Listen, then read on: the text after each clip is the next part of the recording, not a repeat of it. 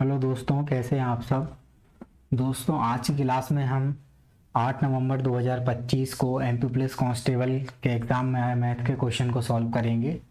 चलिए स्टार्ट करते हैं। क्वेश्चन नंबर 1 में कह रहा है fruit contain 75% of water if 100 kg of fruits are dried to 50% water content, what is the new wait.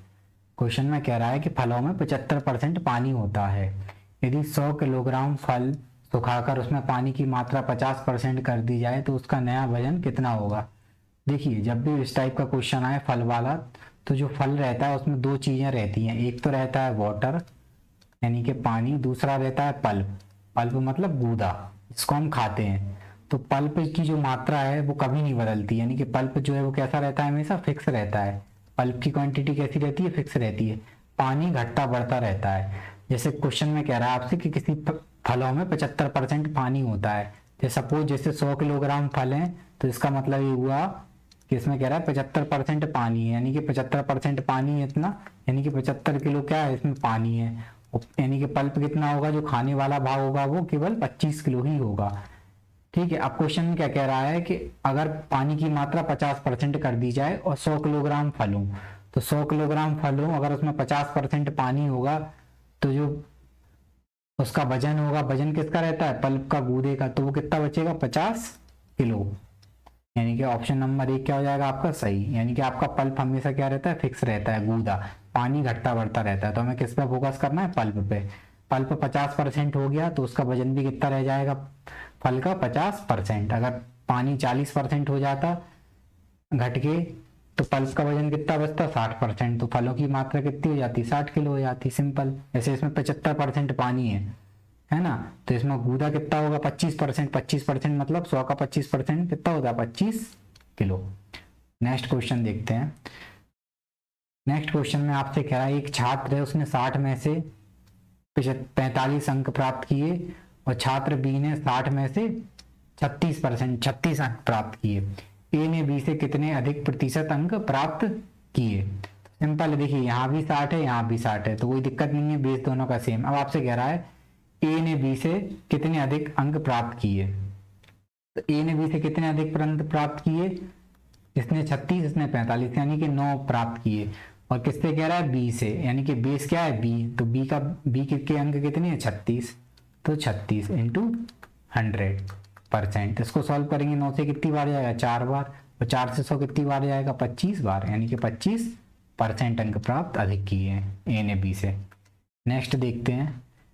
Next question में कह रहा है एक निवेशक देखता है कि उसने 12% साधारण ब्याज पर 4 वर्षों में जो ब्याज है उस मूलधन राशि का आधा हो जाता है। यानी कि जैसे सपोज आपने 100 रुपए दिए हो, तो 4 वर्षों में आपको कितना ब्याज मिल जाएगा, 50 ब्याज मिल जाएगा। यानी कि 4 वर्षों में आपका ब्याज जो आपने राशि उधार दी है उसका आधा हो जाएगा।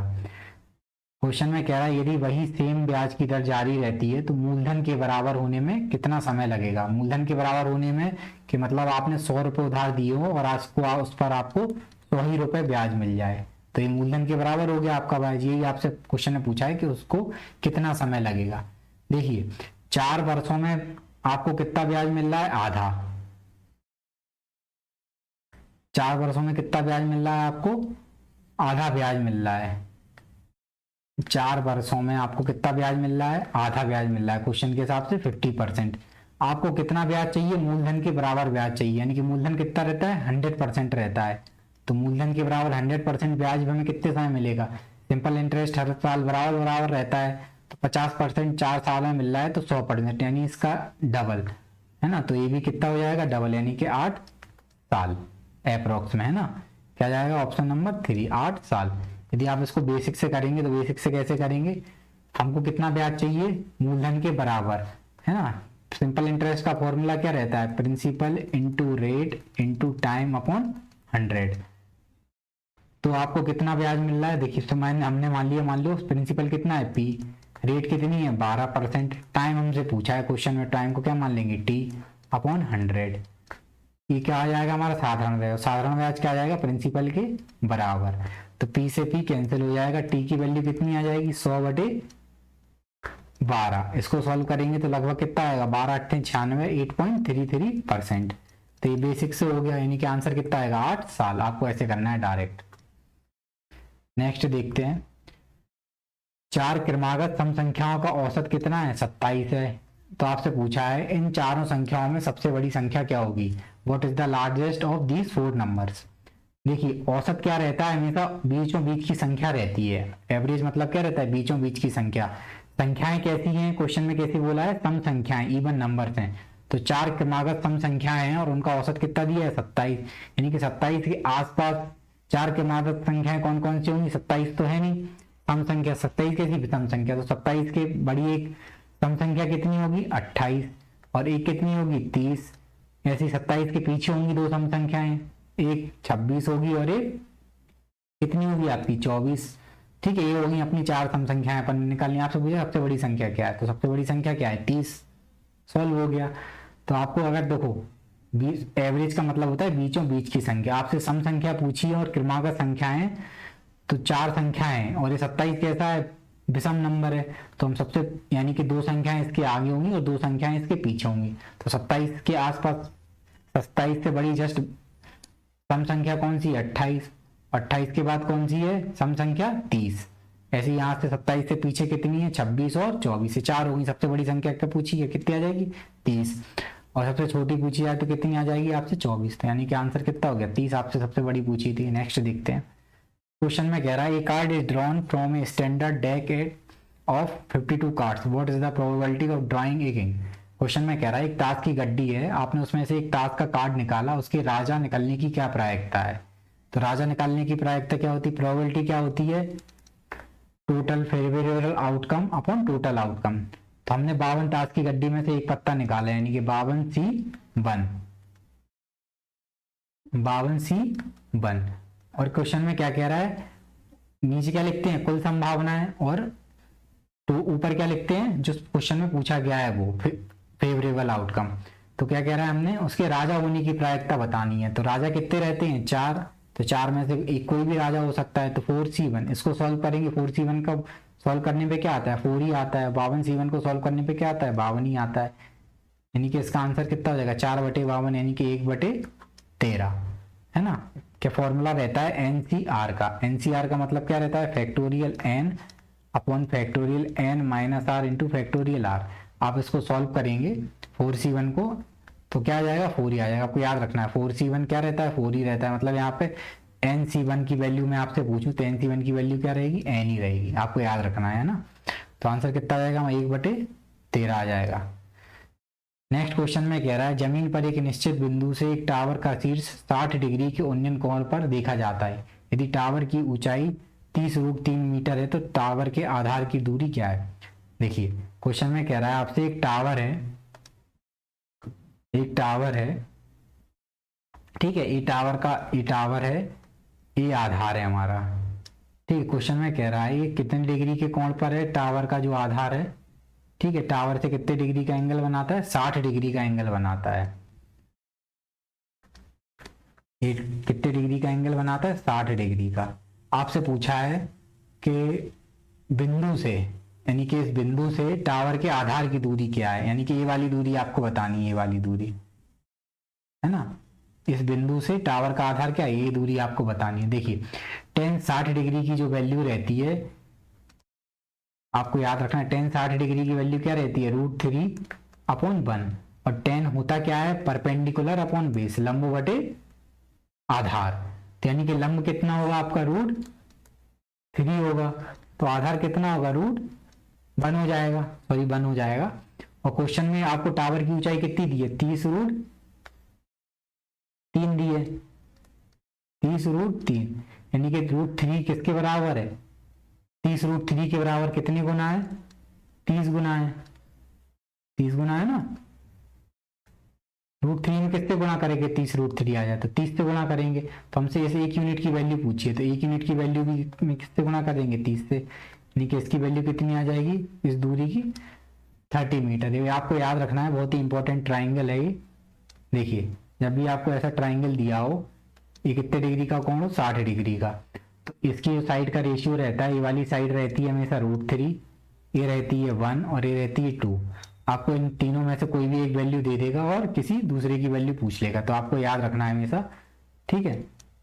60 डिग्री के सामने हमेशा क्या रहता है, √3, ठीक है। 30 डिग्री के सामने 1 रहता है, और ये क्या रहता है यहाँ पे 90 डिग्री के सामने 30, 60, 90, और कितना रहता है, 2 यूनिट रहता है। तो आपसे किसी भी एक की वैल्यू दे देगा और किसी एक की वैल्यू आपसे पूछ लेगा, तो आंसर कितना आ जाएगा, 30। नेक्स्ट देखते हैं, sine square 30 plus cos square 60 की मान बताना है आपको। सिंपल है, साइन 30 की वैल्यू कितनी रहती है, 1/2, 1/2 का स्क्वायर करेंगे कितना आ जाएगा, 1/4। कॉस 60 की वैल्यू क्या रहती है, 1/2, 1/2 का स्क्वायर करेंगे 1/4, 1/4, 1/4 कितना आ जाएगा, 1/2। नेक्स्ट देखेंगे, एक कॉलोनी के नक्शे में 2 समांतर सड़कें दर्शाई गई हैं। एक पैदल यात्री एक ही ओर 65 डिग्री और 60 डिग्री के कोण बनाती हैं, एक्स का मान बताइए। देखिए क्वेश्चन में कह रहा है 2 समांतर सड़कें हैं, देखिए 2 समांतर सड़कें हैं, एक ये समांतर सड़क है, इसके समांतर ही दूसरी समांतर सड़क है। एक व्यक्ति ऐसे निकला इस सड़क से, तो क्वेश्चन में आपसे कह रहा है कि एक ही साइड, ठीक है, ये सड़क का एक ही साइड है, दोनों एक साइड है 65 डिग्री का एंगल बनाता है, तो इस दूसरा x डिग्री के एंगल की वैल्यू आपको बतानी है। तो आपको याद रखना है, जब भी इन दोनों की डिग्री एक ही साइड का कोण पूछे तो आपसे कितना रहती है, इन दोनों की वैल्यू मिला के 180 डिग्री रहती है। यानी कि इस x की वैल्यू कितनी आ जाएगी, 180 में से 65 घटा देंगे तो कितनी आ जाएगी, 115 डिग्री। क्या आ जाएगा आंसर हमारा, 115 डिग्री। नेक्स्ट क्वेश्चन देखते हैं, ठीक है, याद रखना है, इंपॉर्टेंट कॉन्सेप्ट है ये ज्योमेट्री का। नेक्स्ट देखते हैं, 12,000 रुपए की राशि को 9% चक्रवृद्धि ब्याज के रूप में निवेश किया जाता है, 2 वर्षों बाद कुल राशि कितनी होगी। ने आपसे क्या पूछा है, मिश्र धन पूछा है। आपने 12,000 रुपए इन्वेस्ट किए हैं कंपाउंड इंटरेस्ट से, और आपसे पूछा है 2 साल बाद सम कितना हो जाएगा। देखिए सिंपल है, 2 साल में हमें कितना ब्याज मिलेगा, 1 साल में 9% मिलता है, तो 2 साल में कितना मिलेगा, 9 और 9 का सक्सीसिव इंक्रीज मिलेगा। तो हम कैसे निकालते हैं, x plus y plus x y upon 100, ये रहेगा 2 साल का ब्याज। तो 9 प्लस 9 प्लस 9 इंटू 9 कितना आ जाएगा, 81/100। इसको सॉल्व करेंगे कितना आ जाएगा, 18.81%, इतना ब्याज मिलेगा जो भी हमें प्रिंसिपल होगा। तो प्रिंसिपल कितना है, 12,000, 12,000 का कितना मिलेगा ब्याज हमें, 8%, ठीक है। इसको सॉल्व कर देंगे, देखिए इसको सॉल्व करेंगे हम, तो दशमलव से, देखिए परसेंटेज से ये 2 जीरो कैंसिल हो जाएंगे, ठीक है। नीचे दशमलव हटाएंगे तो नीचे कितना आएगा, 100, 1 जीरो से 1 जीरो कैंसिल हो जाएगा। इसको सॉल्व कर देंगे, देखिए हमको क्या करना है, अमाउंट निकालना है। अमाउंट क्या होगा हमारा, 12,000 रुपए में हम अपना क्या जोड़ देंगे, कंपाउंड इंटरेस्ट जोड़ देंगे, तो हमारा क्या आ जाएगा, अमाउंट आ जाएगा। यही हमसे क्वेश्चन में पूछा है, अमाउंट की वैल्यू, कुल राशि कितनी होगी, यानी कि मूलधन प्लस आपका ब्याज। देखिए हम इसको सॉल्व करेंगे तो 12 का 1 में गुणा करेंगे कितना आएगा, 12 एकम 12 का 2। देखिए हमारा आंसर आ चुका है।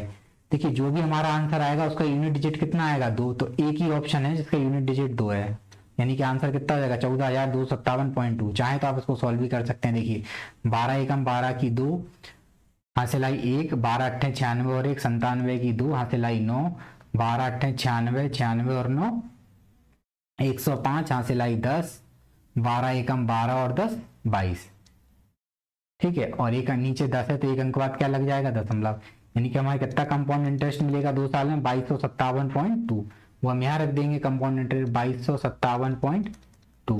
देखिए 12,000 और 2257.2 को जोड़ेंगे तो हमारे आंसर कितना आएगा, 14,257.2, ठीक है। लेकिन ये तब करेंगे जब हमको आंसर एग्जैक्ट दिए हुए हैं, क्योंकि यहाँ पे आंसर एग्जैक्ट दिए हुए थे इसलिए हमने यूनिट डिजिट से सॉल्व कर लिया। अगर हमको अप्रॉक्स में दिए होंगे तो हम ऐसे सॉल्व नहीं करेंगे, फिर हम पूरा सॉल्व करेंगे। नेक्स्ट क्वेश्चन देखते हैं,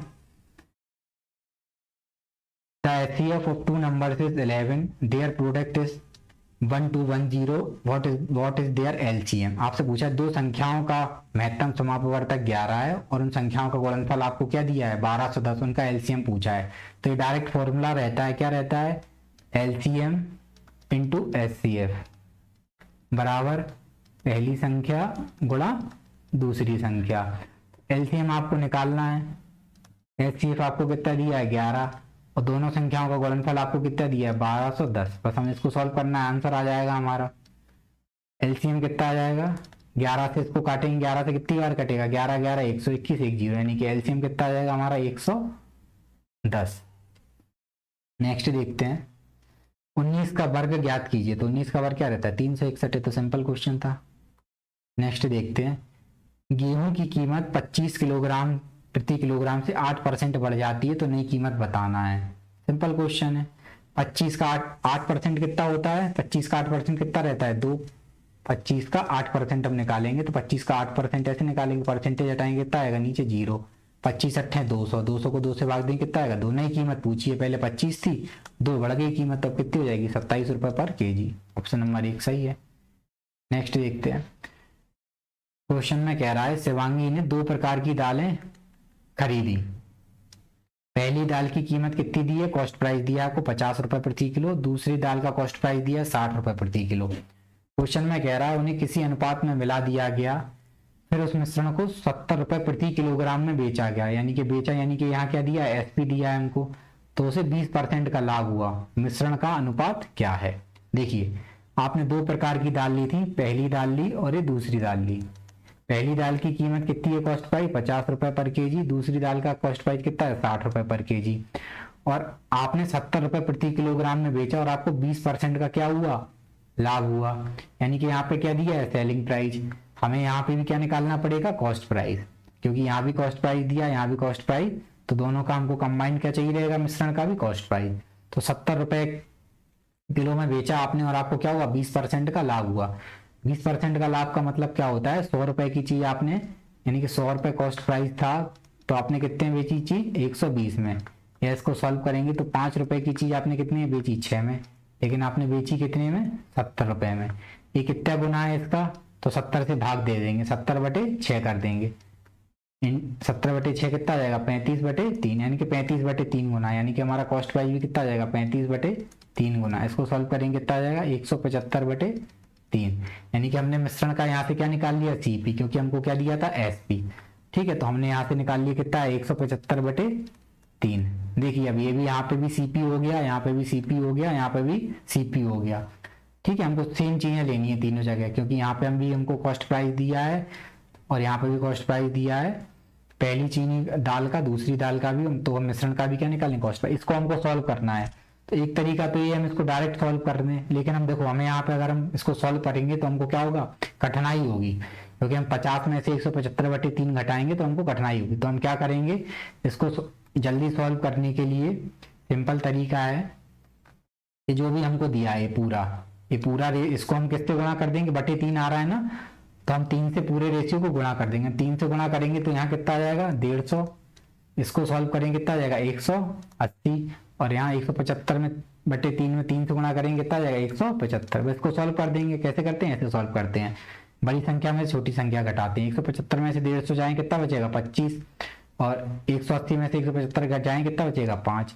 यानी कि हमने किस में मिलाया, पहले दाल की अगर हमने 5 यूनिट लिया है तो दूसरी दाल का कितना लिया 25 है। इसको और सॉल्व करेंगे तो कितना आ जाएगा 1:5, यानी कि आंसर कितना हो गया ऑप्शन नंबर 4। यानी कि हमने दोनों दालों को किस अनुपात में मिलाया था 1:5 के अनुपात में।